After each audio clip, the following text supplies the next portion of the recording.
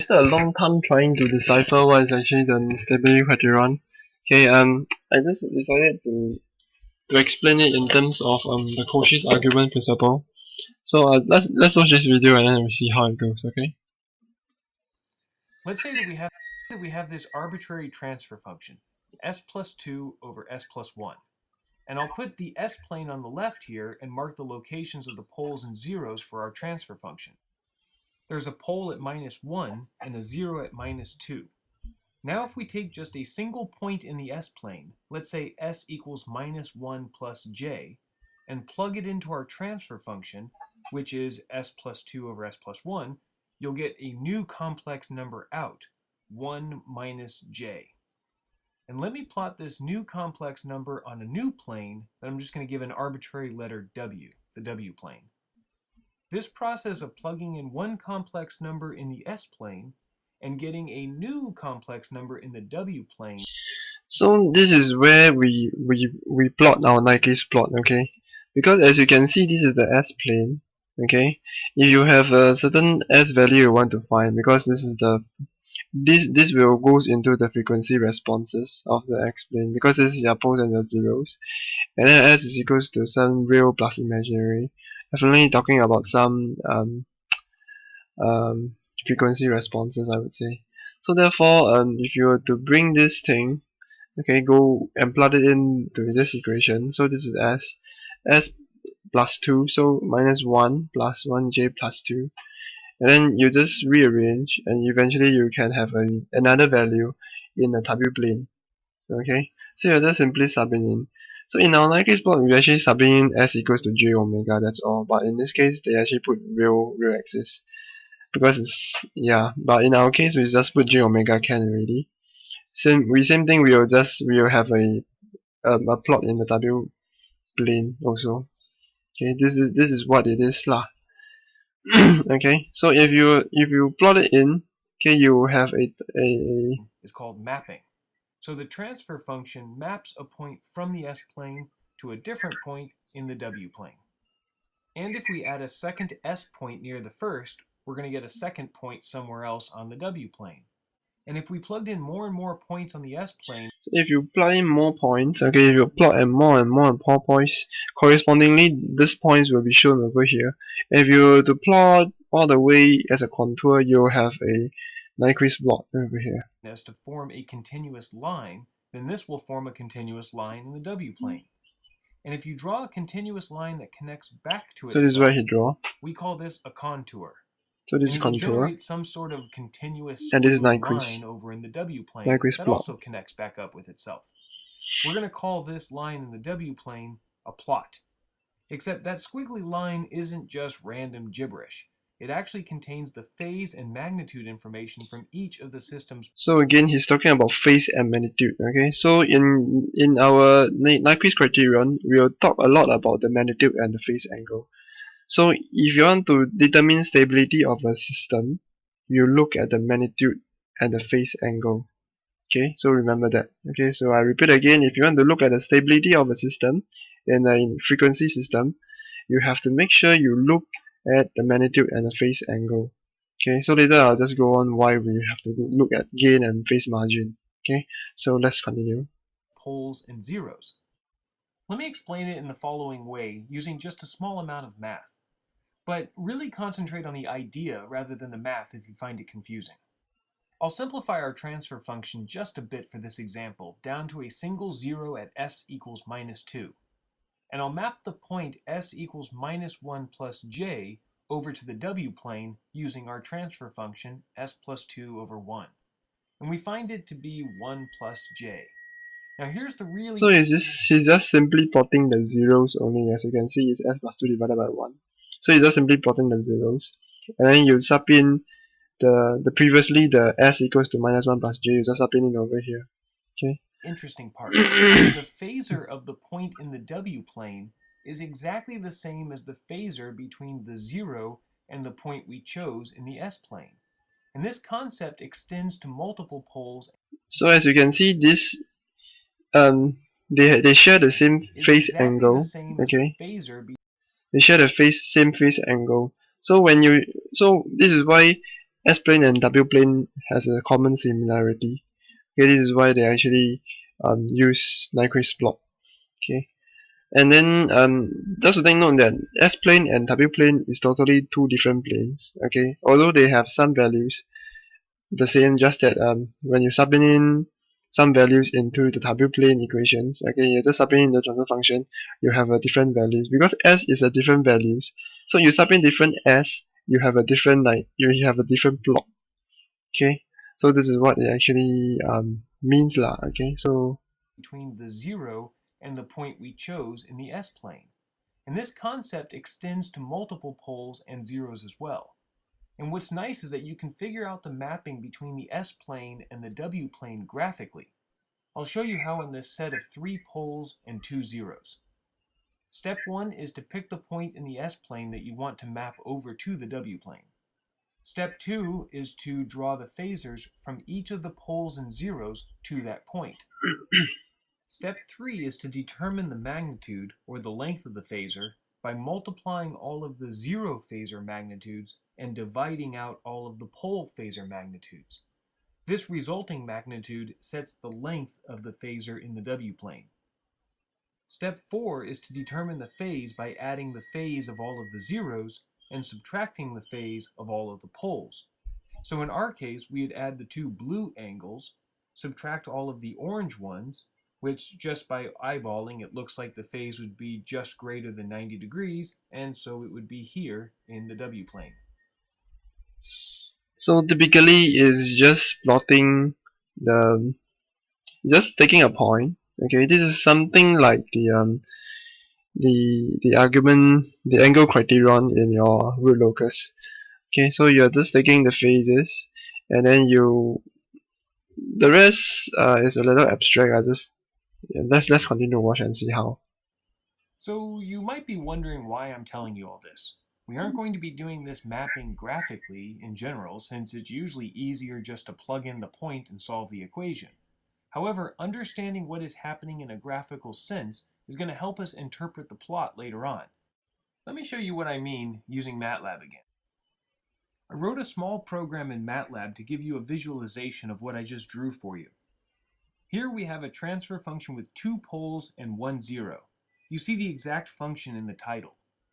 I've chosen So as you can see, the zeros. Okay, if you were to go back into the system, your zeros is actually in the right half plane. Okay, so take note about this. The zero is actually in the right half plane, which is not typically we plot zeros and poles are always in the left half plane, right? But now zeros is the right half plane now, and after which you will know why you plot. You know why this is why you can plot here, and then type of thing. So let's go back to the thing and then we just see the angle. Point into the W-plane. You can see very quickly that if we add the phase of the zero, which is 180 degrees, and subtract the phases from the poles, which is positive and negative of the same angle. So this is the poles. Okay, if you subtract it to the poles 60 and minus 60, they actually this is this angle is 60 and this is minus 60 degrees. So therefore they cancel out. So you have a resultant poles in a negative 180 degrees. Okay. So yeah, let's continue. Angles, so they cancel each other out. That the phase should be 180 degrees on the point on the right, and it is. Now let me move this point to a new spot in the S-plane. Now the phase from the zero is plus 90 degrees, and the phase from the pole is maybe around 60 degrees or so. So as you can see, this is actually 0 degrees, while this is 60 degrees. So is the angle of the zeros minus away the angle of the poles somewhat lah. Okay, so it's similarly like a argument as like your, if you remember in your root locus, your okay, this is way too much. Hold on around. You can see is the angle subtended from zeros minus away summation of all angles from the poles. Okay, so this is the same angle criterion that he's using. And let's continue. And therefore, 90 minus 60 is about 30 degrees, and that's again what we see of the point in the W-plane.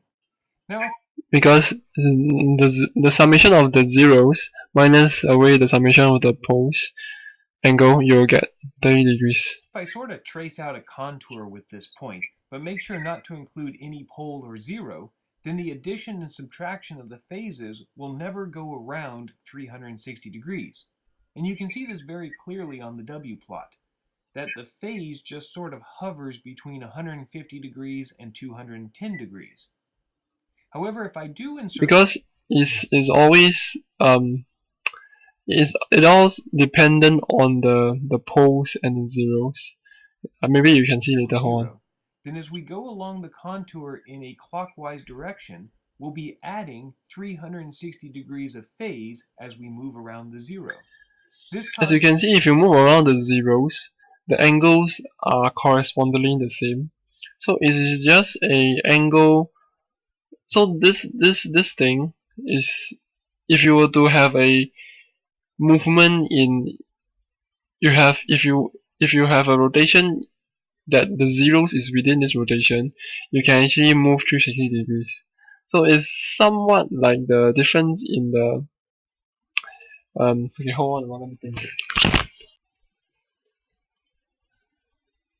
Okay, never mind. Did I start recording now? Okay, no. Okay, I'm still recording. So as you can see, if you were to move the circulation with the zero in the middle, you can actually move 360 degrees. This is what the concept is, and then you just continue with this. The W plane to rotate 360 degrees in a clockwise direction, like our contour. And if I circle a pole, then we're subtracting 360 degrees of phase as we move around the pole, causing a counterclockwise rotation. So what he's actually proving is actually what we have already proven in the phase angle thing. As you can see, if you were to move in, okay, now I know. Okay, so shit, hold on. So as you can see, if you were to move in this direction clockwise, you have a lot in the where the zeros is in the middle of the rotation. Okay, you have a positive phase angle. Okay, you have a positive. You have a same angles lah. Okay, you have the same amount of phase angle. Meaning, if you were to hover this in this positive direction, you are going in positive. So in other words, if you hover in this direction, it is going in this direction. If you hover in the zero direction, it hovers in this direction, which is opposite of the S-plane. This is a very key finding. Okay, so let me explain again. If you were to hover in the S-plane, okay, around the zeros, you have a positive, you have a corresponding movement. Okay, if you move in clockwise, you move in clockwise in the W plane. If you hover across the poles, okay, this is the pole. You hover over this, either of one of these poles, you are moving. Let's say if you hover in a clockwise, okay, you hover in a negative clockwise. That's what it's saying. Around the zero. This causes the point in the W plane to rotate 360 degrees in a clockwise direction, like our contour. And if I circle a pole, then we're subtracting. You see, it's moving.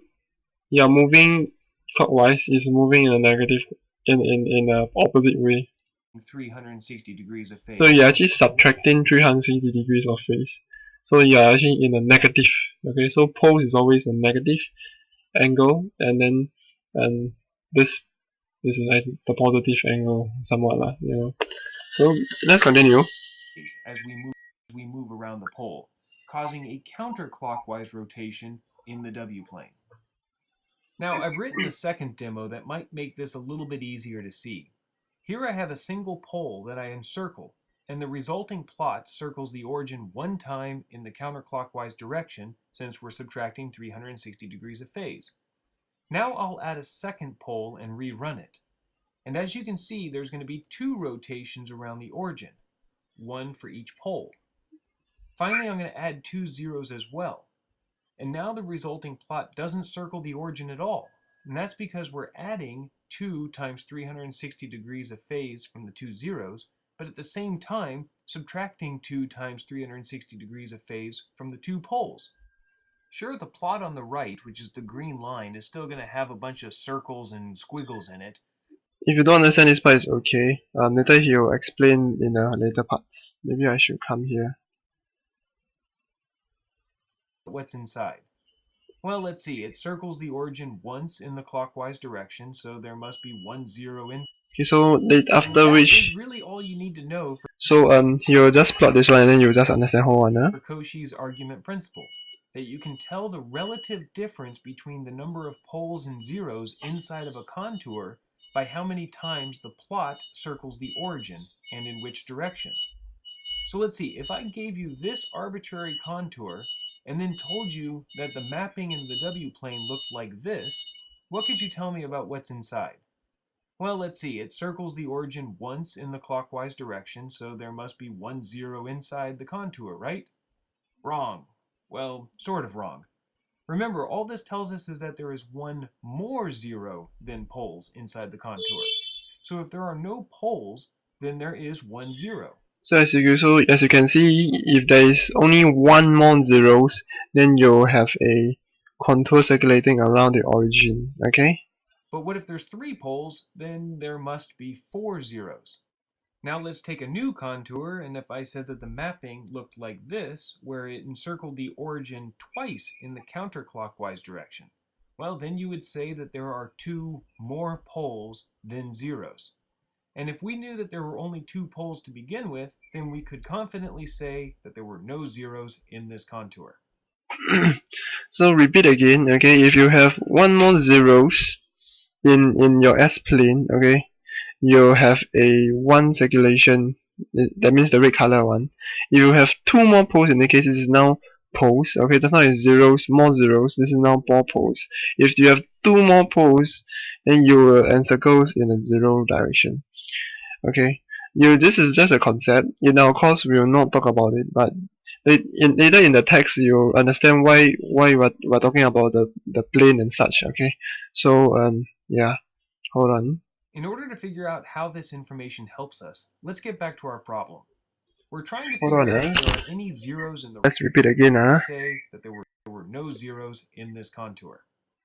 In order to figure out how this information helps us, let's get back to our problem.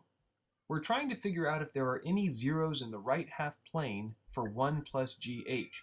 Because if there are, that means that the closed loop system. So as you can see, are there any zeros in the right half plane? Okay, in our course, we will not talk about any zeros in the right half plane. Okay, just let you know. Later we will talk about it later, but just let you know. Is unstable.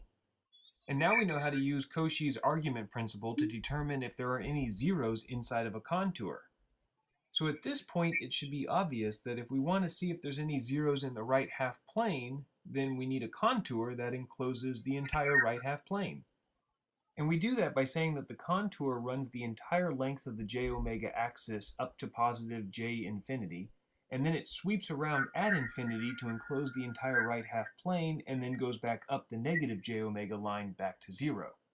Now if there are any zeros in the right half plane, we're going to know about them.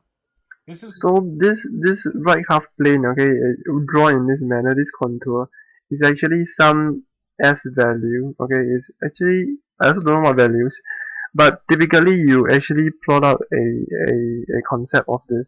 So if you plot out in this thing, you can actually plot you can actually capture all of the poles and zeros in this plane, okay, so that you can plot your nyquist plot, okay. So let me repeat again, this whole piece, okay, this whole piece is infinity, okay, this semicircle is infinity long with a radius r is equals to infinity.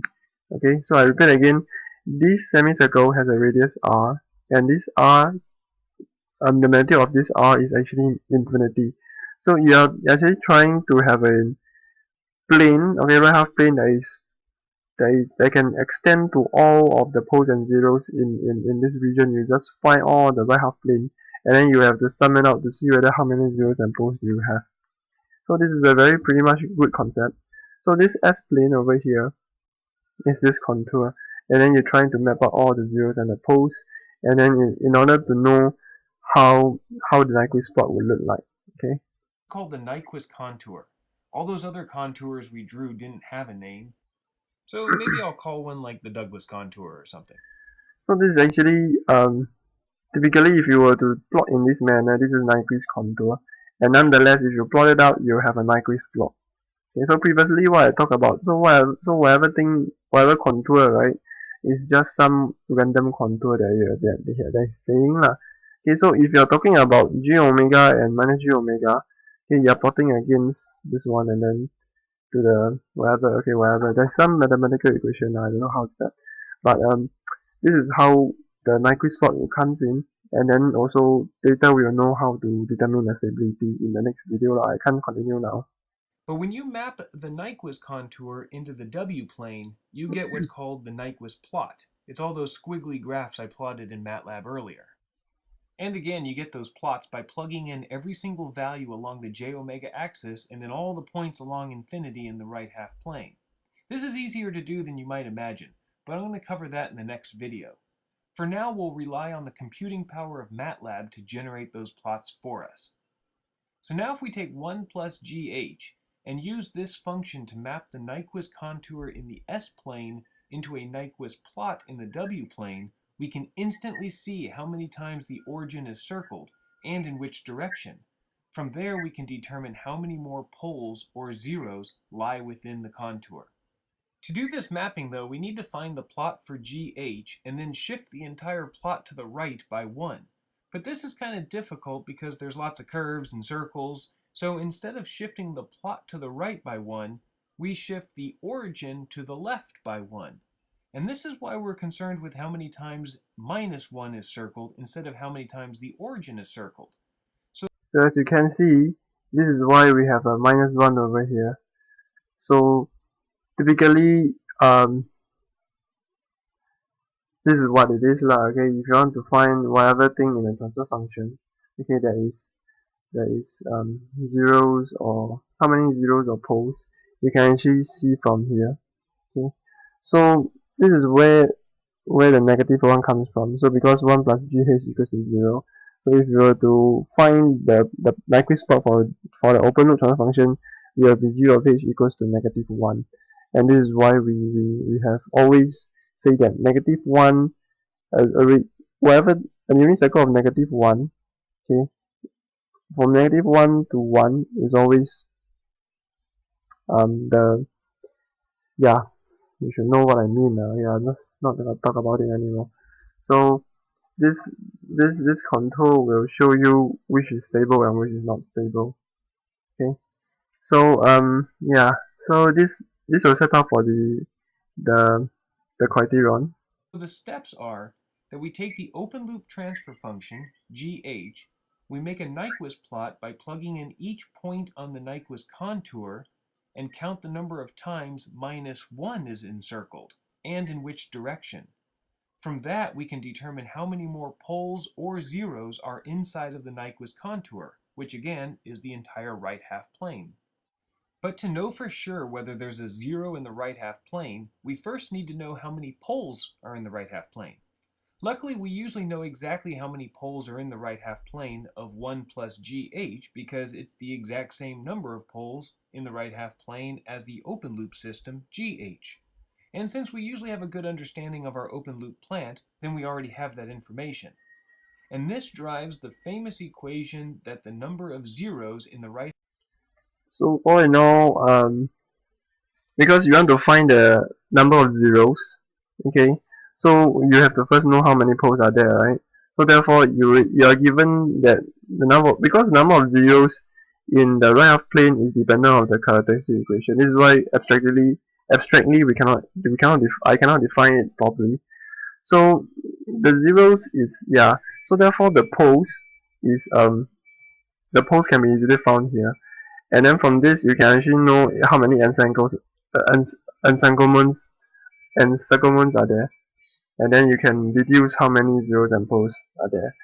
So therefore half plane z is equal to the number of clockwise encirclements of minus 1 plus the number of open loop right half plane poles. Or another way of saying this is that in order to guarantee there are no zeros in the right half plane, then you better have exactly one counterclockwise encirclement for every open loop pole in the right half plane. Any less than that, and you know you have at least one right half plane zero messing things up. So you should have a good concept of that. But nonetheless, in our course, we will not talk about it. But you should remember, maybe in the future you may need this. And then continue. So one very important bit of information you should be taking away from this is that if someone gives you a nyquist plot and asks you to tell them how many zeros are in the right half plane of 1 plus gh, you can't unless you know a little information about the open loop system, gh, namely how many unstable poles there are. Now, one thing that sets Nyquist plots apart from Bode plots in terms of determining closed loop stability is that with Nyquist, you have the ability to analyze a system with an unstable open loop plant. If you try to determine closed loop stability of an unstable open loop plant with Bode, you're going to be out of luck, because you'll possibly come away with the wrong answer and not know it. There are also other examples of other types of systems that will confuse you in Bode plot form, but will always work perfectly in Nyquist form. Bode plots are nice because they're easy to sketch by hand. However, if you have access to a computer, you won't go wrong if you always use Nyquist plots to determine stability and stability margins, and then just use Bode plots for. So as you say, stability and stability margins is all about the phase angle and phase margin. So I'll just end over here and then hold on a while. Okay, hold on. Never mind, I'll just stop here first. So I'll just end this saying that this is actually our nyquist stability research. Okay, what it means actually to is a background understanding of nyquist stability. Okay, after which next video we'll talk about um our study. Okay, actually how is it different from the typical nyquist stability in this being described over here, and then we can see where we go. Okay, so I'll see you in the next video.